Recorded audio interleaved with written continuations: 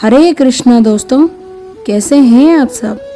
दोस्तों, आज तक बहुत सारे वीडियो में हमने अनेकों ऐसी कथाएं सुनी हैं जिसमें भक्त और भगवान के अनोखे संबंध के बारे में तथा भगवान के भक्त वत्सलता के बारे में हमने बात की है। आज भी हम एक ऐसे अनोखे भक्त के बारे में बात करेंगे जो पैसे से कवि थे, जिनकी हर कविता, हर गीत भगवान श्री श्री कृष्ण तथा भगवान श्री जगन्नाथ को ही समर्पित होते थे। वो उड़ीसा में रहते थे।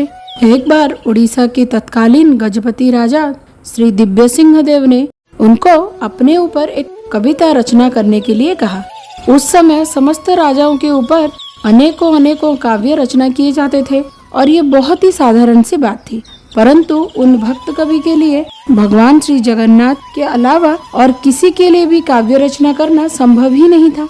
तो उन्होंने राजा को साफ साफ मना कर दिया कि महाराज, चाहे सृष्टि इधर की उधर हो जाए, परंतु मैं आप पर कोई काव्य रचना नहीं कर सकता। ये सुनकर राजा की तो मानो क्रोध की सीमा ही नहीं रही और उन भक्त कवि को कारागार में डाल दिया गया।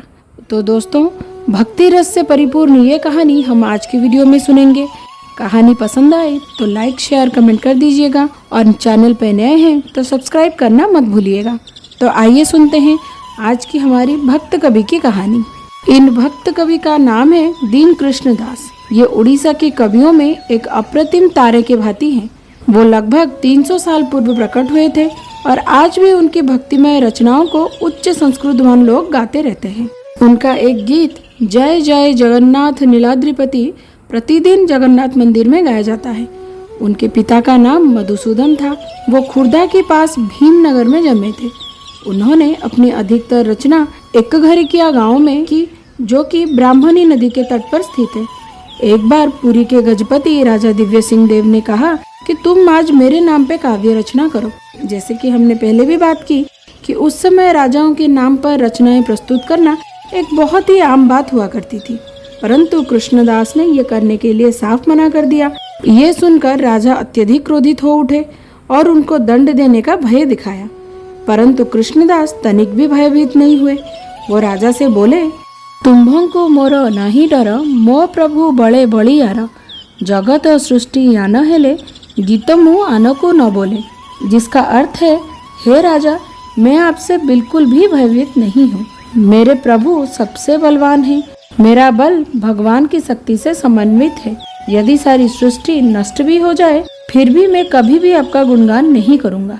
कृष्णदास का ये वक्तव्य सुनकर राजा अत्यधिक क्रोधित हो गए एवं उन्हें कारागृह में डालकर अनेक यातनाएं प्रदान की, परंतु कृष्णदास ने इसे भगवान जगन्नाथ की कृपा स्वीकारते हुए सहन किया। भक्त पर हो रही यातनाएं भक्त भले ही सहन कर जाए, पर भगवान श्री जगन्नाथ इस अन्याय को कैसे सहन करते। उस रात्रि में भगवान जगन्नाथ राजा के स्वप्न में प्रकट होते हैं और अपने भक्त पर ऐसा अत्याचार करने के लिए भयंकर रूप से डांटने फटकारने लगते हैं। राजा को आदेश देते हैं कि अगर तुम अपना भला चाहते हो तो दीन कृष्णदास को तुरंत ही कैद से मुक्त कर दो।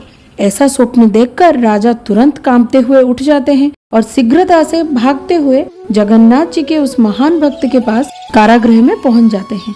जब वो कवि दीन कृष्णदास जी के पास उन्हें कैद से मुक्त करने के लिए पहुंचते हैं तो वो ये देख के हैरान रह जाते हैं कि उनके हाथ पांव में जकड़ी हुई बेड़ियां पहले से ही खुल गई थी। राजा दिव्य सिंह देव समझ जाते हैं कि ये कोई साधारण व्यक्ति नहीं है, ये तो एक महान संत है जो स्वयं भगवान के द्वारा रक्षित है। मेरे जैसे लाखों राजा भी आ जाए तो इनका कुछ नहीं बिगाड़ सकते।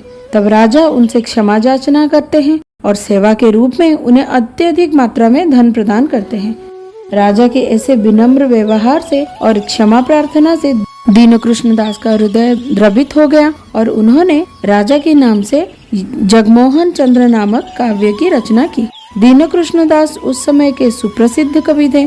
ओडिशा के साहित्य में उनकी 2 रचनाएं रास विनोद और रास कल्लोल का विशेष स्थान है। ऐसा कहा जाता है कि वो निरंतर हरे कृष्णा महामंत्र की जाप करते थे।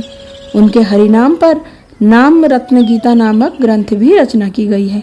उसमें वो लिखते हैं, नाम ब्रह्म नाम ब्रह्म नाम ब्रह्म सार, नाम ब्रह्म बिनु आउ नाही प्रतिहार। जिसका अर्थ है, भगवान का पवित्र नाम ही परम है और सारे सृष्टि का सार है। भगवत नाम के अलावा इस सृष्टि में सुख और शांति का और कोई भी उपाय नहीं है। उनके गीतों का विषय तो केवल राधा कृष्ण की वृंदावन लीलाएं हैं। वो श्रील जयदेव गोस्वामी के गीत गोविंद से अत्यधिक प्रभावित थे, जिसके कारण उन्होंने अपने अमृत सागर की रचना में वर्णित किया है। उन्होंने कई गीतों के माध्यम से पुरुषोत्तम क्षेत्र एवं भगवान श्री जगन्नाथ की महिमाओं को वर्णित किया है, जिन्हें वो वृंदावन के श्याम सुंदर के रूप में समझते थे।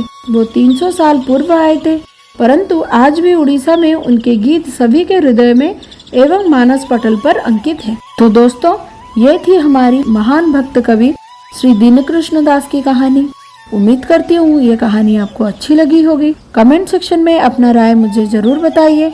मिलते हैं अगले वीडियो में और एक नई कहानी के साथ। तब तक के लिए जय जगन्नाथ, हरे कृष्णा।